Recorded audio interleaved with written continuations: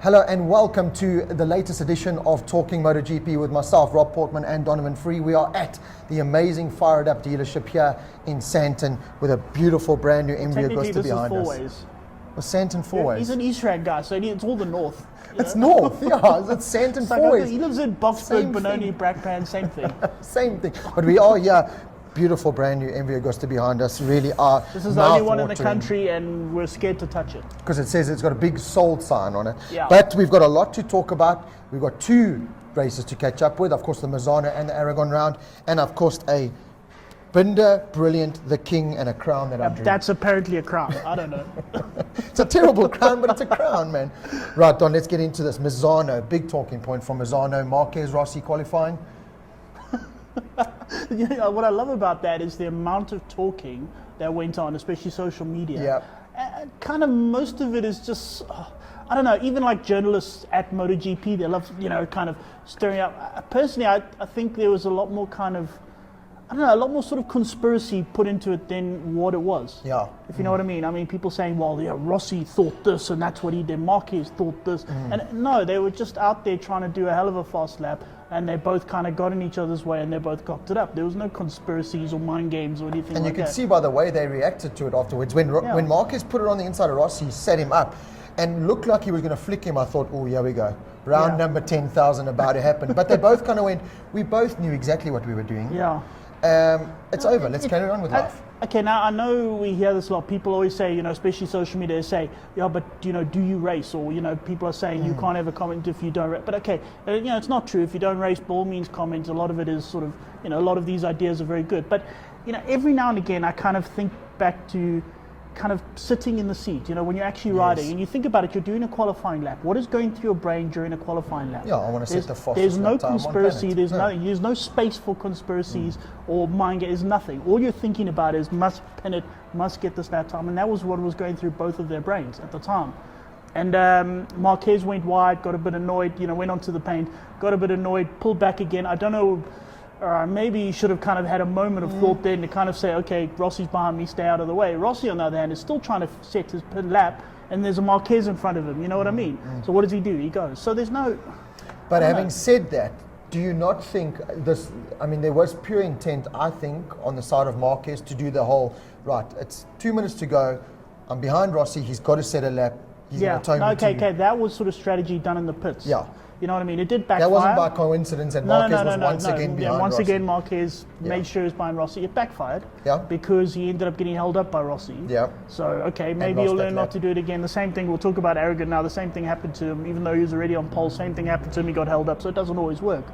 But again, at that moment, those two riders, all they're thinking is must set lap, must set lap. There were no mind games. There were no conspiracies. There was We've got no to sell nothing. more It was just MotoGP tickets. Yeah, that's it. There's that thing. What was it? Did you see that? MotoGP, things are getting boring. Okay, let's make Marquez. Hey Mark, why don't we do a thing during? Hey, that's a great idea. Then afterwards we'll go down to the pub. Look, it kind of worked. It just boosted MotoGP. Work. That kind of thing just sells MotoGP even more. So exactly. Then from the qualifying, it went from one Yamaha rider versus Honda to another one, and it went from Quartararo pushing Marquez, probably harder than Marquez has been pushed in a long time. The Yamahas were really good there. They were really they were good. just you look at it compared to all the other bikes. I remember here's the story. We were watching the Misano race. We had a good friend of ours was having his farewell party. He's Rio Neveling from KTM. Yeah, he's committing treachery and leaving for overseas. But we're at his farewell, and everybody was all kind of there and socializing. The two of us were on my phone. With my wife next to me. With the arms folded, looking bored. And we were sitting there watching the race. And telling her, this is work, this is homework. Yeah, we have to do this. We have to do this. It was fun. But I remember we were saying, kind of with 5 laps to go, and we were watching this and going, right, we're going to see another last lap battle. And I sort of said, I don't think Quartararo quite has that sort of race strategy. That experience yet. Yeah, that sort of racecraft to handle a last lap battle. And that sort of happened. Yeah, it did. He's got pace, but he hasn't quite got that kind of last lap kind of racecraft experience. Marquez, on the other hand, does. He got past Quartararo. He got to that third last corner. Now remember, the Yamahas, they need to carry a lot of corner speed. And the moment they get held up in the middle of a corner, they're stuffed. Yeah. And what did Marquez do? He put it into that corner and he parked. Jammed it. It's an old strategy. Yeah. We all know that. Block you pass, park the bike in the corner. Back you park brake, it there. brake, and the poor guy behind you has got nowhere to go. He's got to kind of, do whatever. And that's exactly what Marquez did. Quartararo was stuffed and he won the race. But I mean, how fast, coming onto that little back straight, Marquez had 4 or 5 bike lengths. Quattararo in those fast right-handers were, Yes. I mean, that just highlights again how good the Yamaha is.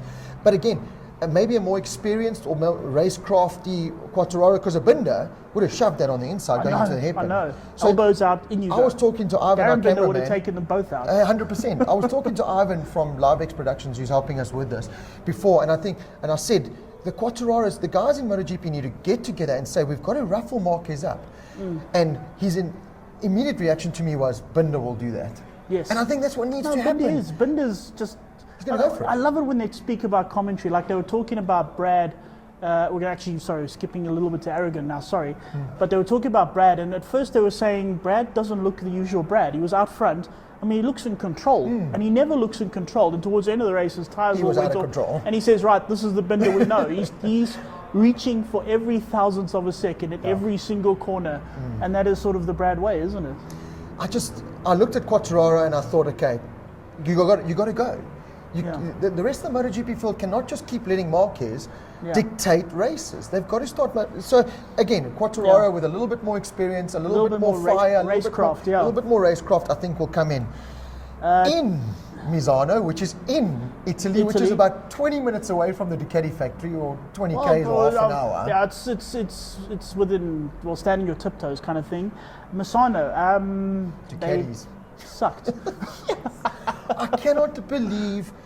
And in my latest issue, the October issue of Ride Fast, I've turned my Ed's column, you kind of gave me the idea to turn it into a Talking MotoGP, which I've done. And I've got a headline there, which I think is going to cause a little bit of disturbance with some people, but it's Ducati stale. Yeah. Now, I say that because I think watching Ducati and Dovi, especially after Dovi's crash in that, although he had a really good race at Aragon, they just look like they've reached the limit now of Petrucci's just out of it. But with Dovi, it looks like they cannot do any more. Yeah, okay, normally it's Ducati coming up with all these great ideas, great concepts and improving the whole time. Whereas this year, no. I mean, the Yamahas have shown massive improvements. They're still not perfect. They're slow as hell down the straight. They still suffer from rear wheel problems. But you look at them compared to previous years, they have improved a lot. Suzuki have improved a lot with Rins when he can actually finish a race or help others finish a race. You know? Suzuki have come on. Honda, I mean, they've got their straight line speed, especially when Marquez is riding the bike. They have improved. Ducati are kind of, as you say, staying where they are. No man's land. Yeah, they've just hit this brick wall. And there's talk that they're going to break the bank to get either Quattararo and Vinales, or Quattararo and Rins, or Rins and Vinales. And I think that's what they need. They need a little bit of young fire. Dovi's still getting the job done, but to challenge... previously they had Lorenzo there, who kind of brought more life into it. At the moment they've got two sort of stalwart Ducati riders. One is just trying to find rear grip, and the other one's just trying to beat Mark, you know. But I don't know, maybe they need a bit more life in there. Because Misano was a disaster. I mean, we'll get on to Aragon a little bit later, but it was an absolute disaster. Let's finish off with Misano. One of the big talking points actually came in Moto2, final lap. Augusto Fernandez doesn't exceed track limits the entire race. Good boy, well done, lad.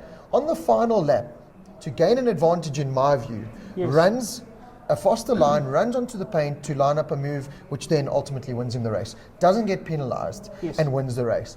We spoke about it. To me, I think he should have got penalised. I think that's a clever strategy. Look, at the same time, you can't penalise him because in the rule book, he took full advantage of the rule book. I didn't exceed track limits once, but on the final lap, I am, and I'm going to win the race. Look, it was a clever move. Very clever. I mean, a bit kind of dickish, you know. Yeah, but clever move. He took advantage of the rule book. you get two warnings, and then on the third one, you have to take a long lap penalty. And he didn't exceed track limits once, and then on the last lap, went into a corner, balls to the wall, and exceeded track limits, but it's fine. Although they've come up with a new rule now, they're introducing, I don't know whether it's now or next year, where if the incident occurs in the last lap, it will be investigated. Okay. So again, you can't, save up all your off-track and on purpose runoff. So that they have changed. And you're right. I mean, I don't think that's exactly fair. Because effectively, like you said, if you get two warnings on that last lap, you could use up those two warnings. You could actually go off the track twice. Yeah. It's like having in the game when you're on the final stage, you still got two lives available, and you just use them to finish the game. Exactly. It's kind of a little bit unfair, but I'm glad they've addressed that because I think it was a little bit of a loophole in the rule book, but. Riders are going to have to be very careful of that now. Augusto Because Fernandez, on the back of his letter says AF, which stands for as. so basically, I mean, let's just that rule then, that Fernandez wouldn't have won the race then with a new rule, or it would have just been looked at. Yeah. No, I agree. It's not within it's within the rules, but not within the spirit. So Okay. they need. So they I'm need to glad look they at kind of that. changed it. Then we had Aragon. Aragon was, again, MotoGP terms, very boring, but let's just touch on Marquez. I mean, the Yeah. guy was riding at 80% to me, Yeah. and he won by that Yeah. margin on his 200th GP. Yeah. What So else anyway, do we moving say? along. I mean, it's No, just it's just, ridiculous. oh. That first session, he was set 2 the- seconds or something. Yeah, it was faster. 1.6 seconds, but he went out and because they thought there was going to be rain. So he went out in the morning session when it was still nice and cool, while everyone else is still trying to get their ducks in a row. Put a soft set on, put qualifying setup, qualifying power, went out and just set a blistering lap. And it wasn't able, and remember, morning, so it's nice and cold and everything's fine. And it just shows he got on his bike, went out of the pits and said this bike is perfect.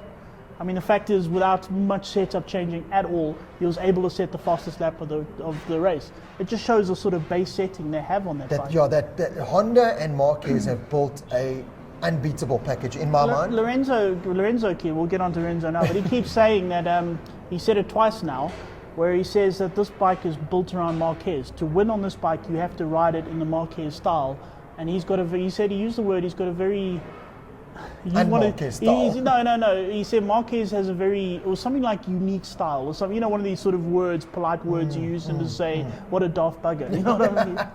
Well, we might as well just finish off with Lorenzo. We've defended him as much as we possibly can now, saying he just needs to ride around, get his confidence back.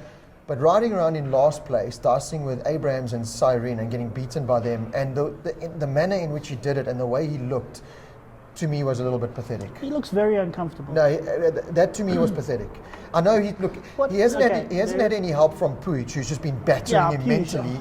I remember, and I keep saying this, Honda, you hired Puig. I remember when Hondas were where you used to meet the nicest people on a Honda. What happened to that?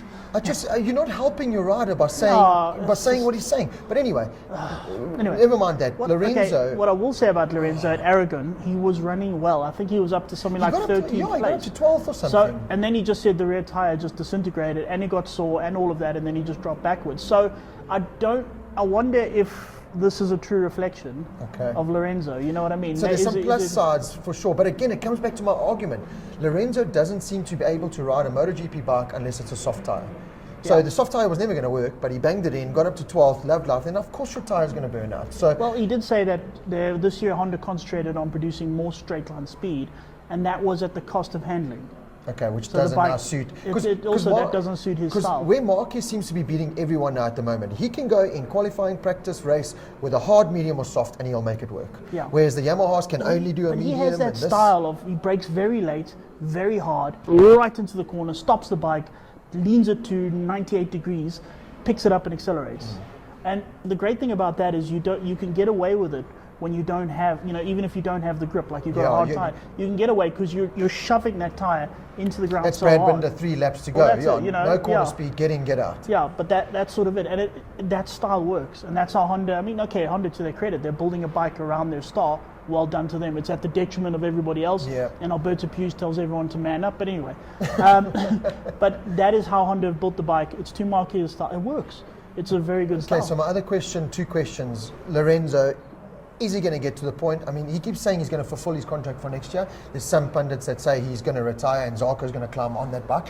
The latest rumor is, we'll get to Zarco a little bit later, but that Zarco is ready and waiting. He's got Repsol leathers made up, a helmet made up to climb on that bike. He arrived, Zarco arrived at Aragon and went straight into the Honda Okay, offices. so is that how that And he went and sat there. I mean, no one knows what he actually said, but I mean, why else would he be there? there's not nice food. Yeah, the food's no nicer there than KTM. Yeah, as we know, Zarco, he said he's getting out of his contract next year.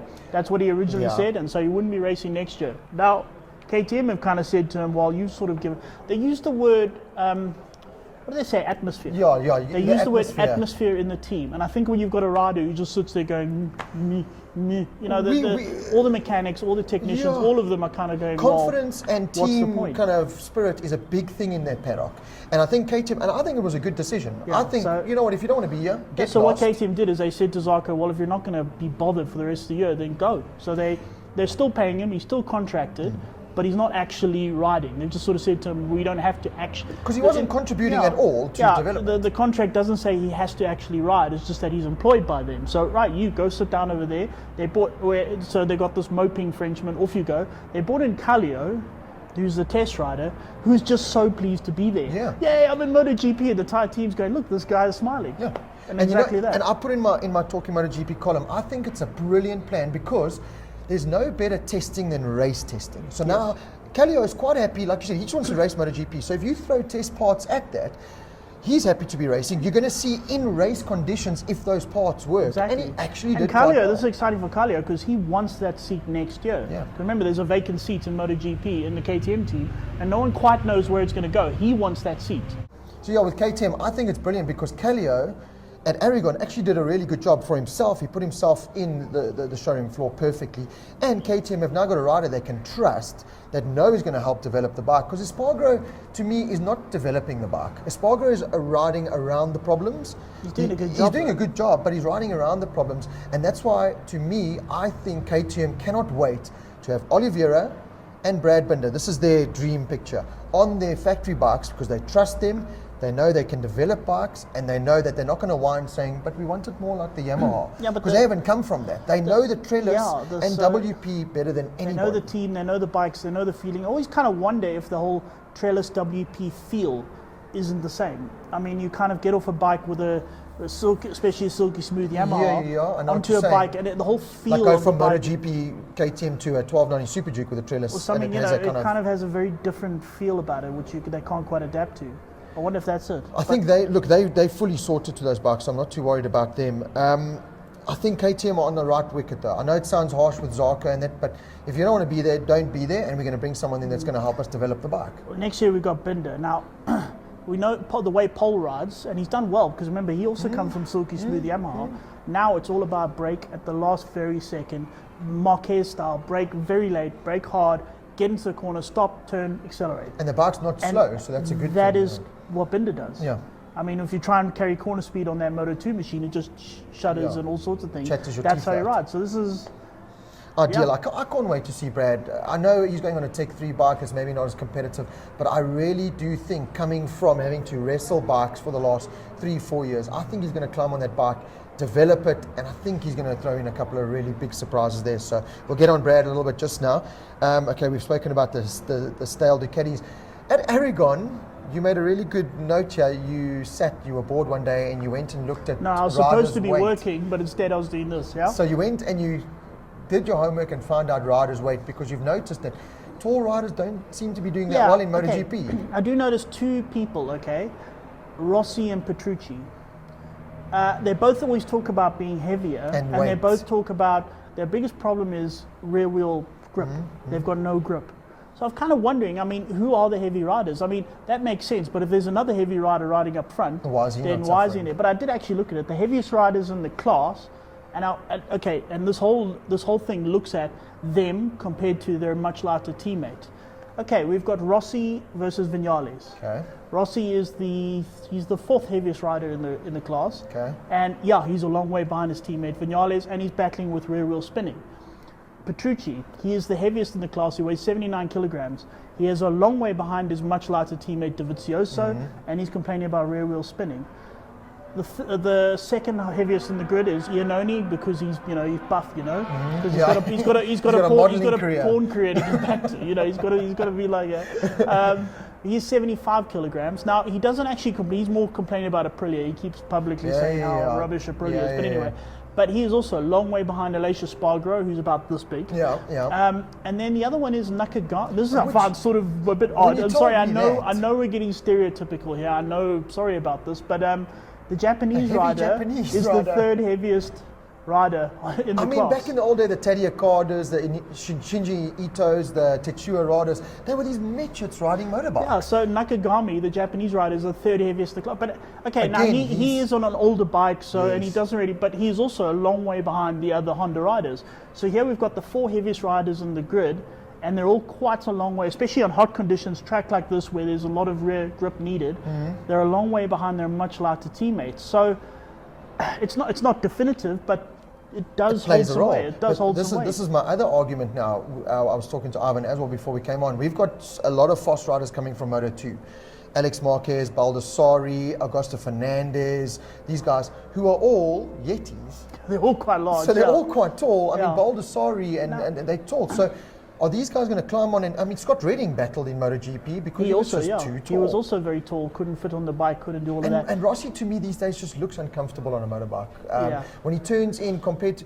You think that tall frame having to hang off, change direction, and try and At keep the it age of all... 40 with arthritis and, you know. Cataracts. And so, I mean, it clearly plays a role. And, I mean, Marquez, we spoke about it as well, is the perfect build. Short, stocky, 65 Marquez kilos. is 65 kilograms, but as you say, short and stocky. So he's strong, He can tuck able to behind wrestle the the bike. bike. But remember, when you're taller, the more the kind of weight, it's, kind of distribution. distribution, kind of it has more of an effect. But when you're short, Aerodynamics. so although he's not the lightest on the grid, he's quite light, but he's not the lightest. The fact that he's so small means it doesn't have the same effect on the actual tires, and he's strong enough to wrestle that Honda It's around. like, It's it's perfect. basically like drag. It's just a little bit extra drag that those guys are on the bike.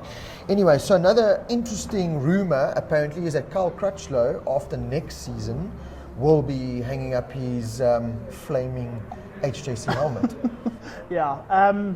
They did a very interview. Susie Perry did a very good interview with him on BT Sport, which we don't get to see on Supersport, but look out on the internet for it. He can't walk. And this is something we didn't quite realize. He's got plates all over the show, especially his ankle. And he was saying that when he first broke his ankle, they plated it and he couldn't walk. Oh no, did he break that in a crash? It was or was in it a bicycle pre-season testing. crash? It was actually a bicycle crash. Yes. Bicycles are dangerous stick to motorbikes. You see. But they plated it and he couldn't walk.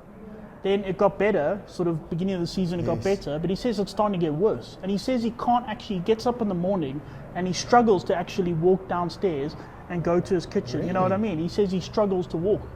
And you don't quite sort of factor that in. You think, oh, Crutchlow, he's just being a... But no, the man can't walk.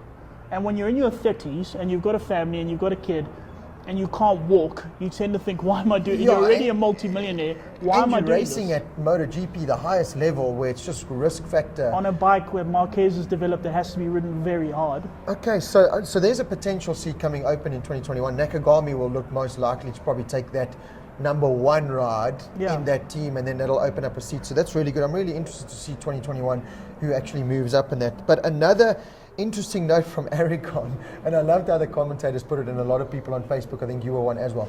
Yamaha's speed. Yes. Or lack thereof. I mean, that is shocking. That is shocking. Two things happened. Rossi ended up behind Aleix Spargaro. like But no, race. I mean, he's on an Aprilia. Now, that was built in a garage somewhere, you know, 10 in the years guy's ago, house, you know what I 100 years mean, ago. by a bunch of guys with hacksaws and hammers. They Sorry, run Aprilia, you know. they run a Superbike RSV modified engine or Yeah, something. it's not even basically like a modified Piaggio scooter, you know. And they got onto that Aragon straight. They came out of the corner. Rossi behind, you know, on his Yamaha, second biggest motorcycle manufacturer in the world, pulled up behind this Aprilia, and the Aprilia went, I mean, it was a joke. it was gone, yeah. How is, I mean, Quartararo and Vinales just must have hated life when a big red Ducati comes past you. And you know that feeling when your whole bike shakes, they're going to have the problem for Yamaha is now, do they go next year and say, cool, he has more horsepower, but then you're going to sacrifice handling and that sweet fast capability? Well, what Rossi said is that they don't need the same straight line speed as the Ducatis and the Hondas if they can halve it. Okay. So at the moment they're now like 14 10, or 15 yeah, kilo. Okay. If they can halve kilometers. that, then you know they can work You're with it. They've in got for a more much corner better speed. shot. They've got more kind of all of that. As long as they don't have that much disadvantage. So if you're halving that and you're only 5-6 k's an hour slower, you can get in the slipstream. You can hang on there and then use your corner You speed. can make a race out of it. So that's what he's sort of saying. But both Yamahas seem very happy with the new developments. Rossi was using them already. They've gone onto carbon fiber swing arms. At last, you know, But I think 300 they're the years last after one everyone in else that did. year. Everyone's done it. I mean, even Aprilia. It seems to have improved because they are a lot better and a lot more competitive in the last couple of races, but I think that top speed is But still Rossi hanging there back. Top speed, obviously they can't change engines, they're not allowed to, but they've got new brake disc covers and they've got new all sorts of things. So An exhaust pipe, double pipe, exhaust they coming copied, Suzuki. they stole one out of the Suzuki Yeah, Darren garage. Binder went and stole that one from Suzuki Yeah, for I us. mean, Right, let's finish off with Aragon and a Binder brilliant, the king with a funny looking crown. With a funny looking crown. It looks like 3 male genitalia. Look, I tried, man, anyway. But How brilliant was that kid? Because he got the whole shot, road was looking brilliant. The last 6 laps, that kid had nothing. He had no grip on that motorcycle whatsoever. And so many people said to me, "Yo, Navarro was coming and Navarro would have beaten him." And I said, on a last lap showdown, no one will beat Mr. Brad. What I was saying is, okay, the speed up chassis Navarro is on is very good at the end of the race. The KTM chassis that Binder on is not. No, it's not at all. As soon as the tires good start for going 4 off, laps and then it it chatters, it slides, it does everything. And you saw it. I mean, the commentators even point out he was really kind of silky smooth at the beginning. End of the lap, he was sideways in every corner, all out of shape, everything like that. Now, Navarro would have to catch up to Binder, which was already a bit of a thing. He would then have to pass him. Good luck with that. Good luck with that.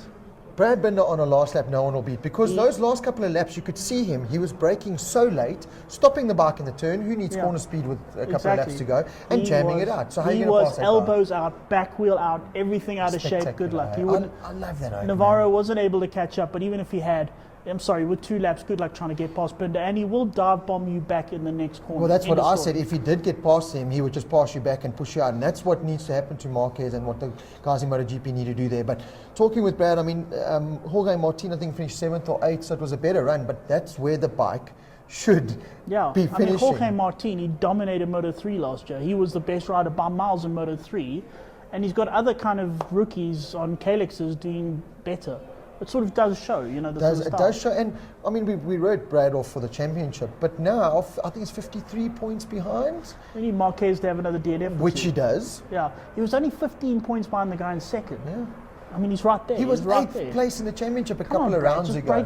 Just break late. Break really late. Elbows out, you'll be fine. Take a few fine. Go ride with Darren a bunch, okay? Right, so heading into Thailand next, eh? Yes. The brand new Thailand, first time for MotoGP, Moto2 and Moto3. So it's kind of question marks big, but I mean, judging by the track that we know from World Superbikes and that, it's got the long straights. Yeah, it's got a stop go onto a long straight, which is very much Ducati territory. Well, it's sort of a Jekyll and Hyde track where there's the first. There's a Yamaha section. There's the first part of the track is all Ducati stop go. Then there's a whole lot of Yamaha. So it is one of these where the Yamaha and Suzuki's are going to be strong at the end. The Hondas and Ducatis are going to be strong at the beginning of the lap. Who's going to win? I don't know. The Yamahas are going to battle to get past the Hondas and Ducatis. That's what I think. I think it's going to be a Honda Ducati. So it's going to be Nakagami and Tito Rabat is going to win. There you have it. That is the ultimate prediction there. Look, I'm excited because it's a new track, it's new challenges. But I really do think the rest of the MotoGP field need to get together and say, forget about battling with each other. We've got to somehow stop Marquez. Well, what they need to do is, first corner, we're all just going to dive bomb him. And once that's done, we'll all line up again together on the next straight and we'll kind of have our own start. Look what happens when you ruffle Marquez. Rins in Silverstone and Dovi in Spielberg. Red Bull Ring. The man can get ruffled. So ruffle him up. Yeah. Turn one, say, right, Petrucci, you're not going to win the race. You're big, fat, and ugly. Take him out in turn one. Or run him wide at least. Use your weight. I always loved it. You had people who said, when another rider dive bombs another one, people say, usually non-racers, sorry about that, usually say, well, he left a gap. I'm like, no, he didn't leave a gap. He was taking a racing line into a corner. There's no leaving a gap. You're taking a racing line, which should mean that whenever somebody takes a racing line, you should dive bomb them, which means MotoGP becomes a full contact sport.